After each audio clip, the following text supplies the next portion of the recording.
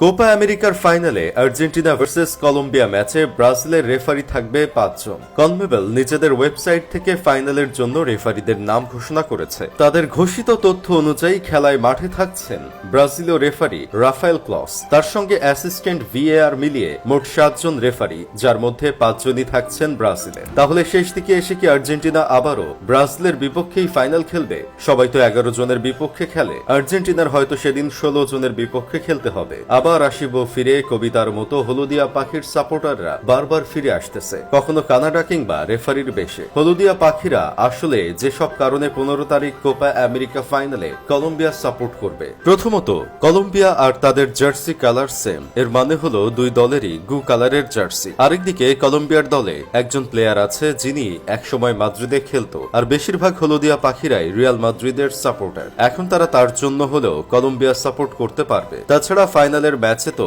ব্রাজিলেরই ৫ জন referee থাকবে। যে দেশের রেফারি মাঠে খেলবে সেই দেশের ফ্যানেরা তো কলম্বিয়া সাপোর্ট করতেই পারে, তাই না?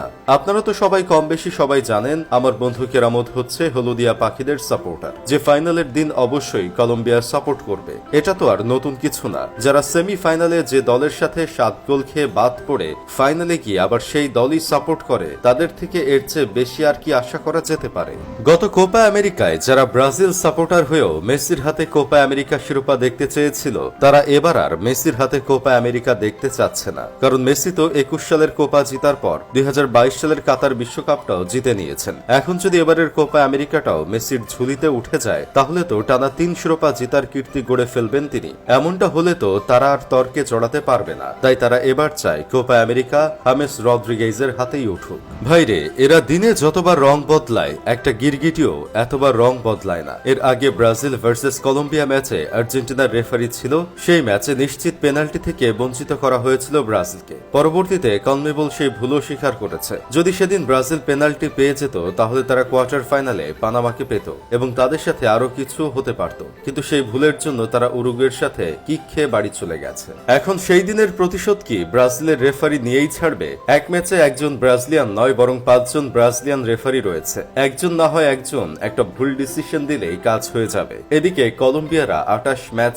ধরে কোনো ম্যাচ হারেনি। অন্যদিকে আর্জেন্টিনার প্লেয়াররাও কম না, কেউ কাউকে ছাড় দিবে না। হাড্ডাহাড্ডি লড়াইয়ের একটা ফাইনাল দেখতে যাচ্ছি আমরা। এখন দেখার বিষয় এই খেলায় কারা ভালো খেলে, প্লেয়াররা নাকি রেফারিরা। তবে ভাই, একবার চিন্তা করে দেখেছেন, যারা একসময় পেনাল্টি নিয়ে ট্রল করতো আর বলতো আমাদের পেনাল্টি লাগে না, আমরা এসব ছাড়াই জিততে পারি, এখন তারা এই পেনাল্টিতেই বাড়ি চলে যায়, আবার এই পেনাল্টির জন্যই কান্নাকাটি করে। এসব দেখলেও মাঝে মাঝে পৈশাচিক আনন্দ পাওয়া যায়। এসব দেখে কেউ কেউ বলতেছে এখন প্রতিশোধটা নিয়ে নিলেই ভালো হবে, আবার কেউ কেউ বলতেছে কিসের প্রতিশোধ, আমরা কোনো প্রতিশোধ নিব না, কারণ আমাদের ৫টা বিশ্বকাপ আছে। যাই হোক, শেষমেশ আমি গোলাম হোসেন একটা কাজের কথা কই। ব্রাজিল কোপা আমেরিকার আগে ইউরোপের যে দুই দলের সাথে প্রীতি ম্যাচ খেলেছিল, সেই দুই দলই ইউরো কাপের ফাইনালে চলে গেছে। আর ব্রাজিল বিমান ধরে বাড়ি চলে গেলেও অন্য দলের সাপোর্টার হয়ে কামলা খাটতেছে।